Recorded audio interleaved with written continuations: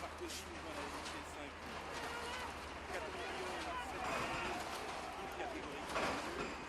Les 450 000 nouvelle couronne de 2010, il y a eu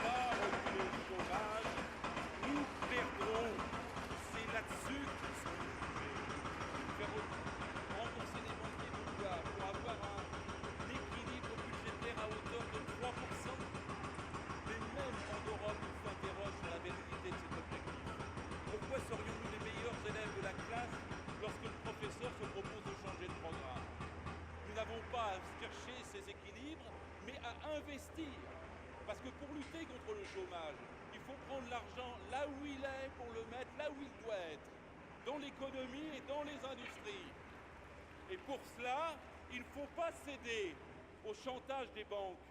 La BCE prête à 1%, 1000 milliards aux banques européennes qui reprêtent à 3, 6, 7%. Pourquoi accepter cela? Pourquoi l'État, la République serait-elle sous la coupe des banquiers privés? C'est la République qui doit imposer sa loi aux banquiers privés et non pas l'inverse. Et à partir du moment où nous concevrons les choses comme ça, nous concevrons les choses différemment. Il faut en priorité la relance, pas l'austérité, même pas un gramme d'austérité. Parce que sinon, ce serait chercher à combiner le chauffe-plat et le réfrigérateur. Essayez de brancher un chauffe-plat dans un réfrigérateur. Ça ne marchera pas. Je suis partisan du chauffe-plat, c'est-à-dire de l'augmentation des salaires.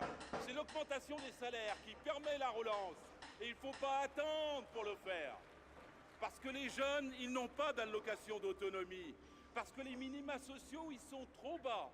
Parce que la hausse du SMIC que nous avons faite est la plus petite de l'histoire de la gauche quand elle est arrivée au pouvoir. Parce que le 50% des salaires, le salaire médian, sont en dessous de 1 610 €. Et parce qu'on ne peut pas fonctionner avec ça. L'économie ne peut pas fonctionner avec ça. Et tous les matins, vous avez la droite qui arrive et qui vous dit « le coût du travail est trop élevé ». Le coût du travail est trop élevé. D'abord, le travail, ce n'est pas un coût, c'est une richesse. Et s'il y a quelque chose de trop élevé, c'est le coût du capital, ce n'est pas le coût du travail. Il paraît qu'il faudrait baisser le coût du travail pour lutter contre le chômage. Mais en Espagne, le coût du travail est plus bas, il y a plus de chômeurs. En Scandinavie, le coût du travail est plus élevé et il y a moins de chômeurs. Ce sont des menteurs, ceux qui mettent en cause le coût du travail. Il faut défendre les salaires, pas baisser les salaires. Et on nous dit aussi tous les matins, il faut alléger les charges sociales.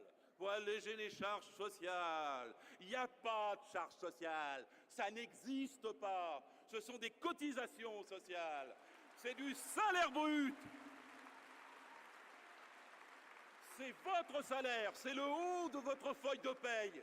C'est une part du salaire mutualisé, mise dans un pot commun, redistribué à chacun selon ses besoins, quand il est malade, en situation de famille nombreuse, en recherche de logement, quand il est en accident du travail, quand il est au chômage et quand il est en retraite. C'est magnifique, les cotisations sociales. Faut pas les laisser baisser. Faut pas les laisser attaquer. Faut pas accepter que tous les matins, ils nous vantent en disant baisser les charges sociales qui n'existent pas. C'est qu'ils veulent vous prendre l'argent dans votre porte-monnaie. Ils veulent vous prendre l'argent de vos retraites. Et il ne faut pas toucher aux retraites, elles sont tellement petites. La moitié des retraites sont autour de 1 000 €. C'est pas là qu'il faut aller chercher l'argent. Il y a 187 milliards de dividendes l'année dernière. Et les dividendes ne servent à rien. Ils n'ont pas d'utilité économique, ils n'ont pas d'utilité sociale. Ils vont dans les îles Caïmans, ils vont dans les caves à subprime. C'est sur les dividendes qu'il faut prendre l'argent, pas sur les cotisations sociales, pas sur les petites retraites, pas sur les petits salaires. L'argent existe. La France est riche. Elle n'a jamais été aussi riche. Et les richesses aussi mal redistribuées. Ils nous parlent de crise pour nous faire baisser la nuque. Mais pour eux, ce n'est pas la crise. Les banques, c'est 18 milliards de dividendes l'année dernière. Alors je veux bien qu'on fasse une taxe de 500 millions sur les banques quand elles se mettent 18 milliards dans la poche. Mais c'est en dessous de ce qu'il faut leur prendre. C'est là qu'il faut aller chercher l'argent pour lutter contre le chômage. Une minute.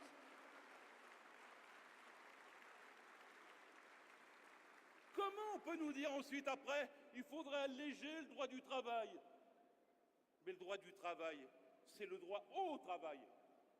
Plus vous avez du droit du travail, plus vous avez de chances d'avoir un boulot. Et plus vous avez des chances de le garder. Il faudrait nous parler de flexibilité. Mais la flexibilité, c'est l'ennemi de la compétitivité. L'ennemi. Les salariés qui travaillent le mieux, c'est ceux qui sont les mieux formés, les mieux traités et les mieux payés. C'est pas les flexibles. Ceux-là, ils font tout ce qu'ils peuvent, mais c'est pas eux qui produisent le plus. Faut pas chercher à flexibiliser, à précariser. C'est l'ennemi de l'emploi, c'est l'ennemi de la productivité, c'est l'ennemi de la compétitivité. Et encore une fois, s'il faut être compétitif, qu'il commence donc par baisser les dividendes, plutôt que de demander qu'on baisse, nous, nos salaires. Il faut conclure, Gérard. Il faut conclure. Alors il faut renforcer le droit du travail, jamais on en parle, mais c'est la vie intime de 18 millions de salariés. Et le droit du travail, c'est le droit de ne pas être précaire, c'est le droit d'être digne dans son boulot, c'est le droit d'être bien traité.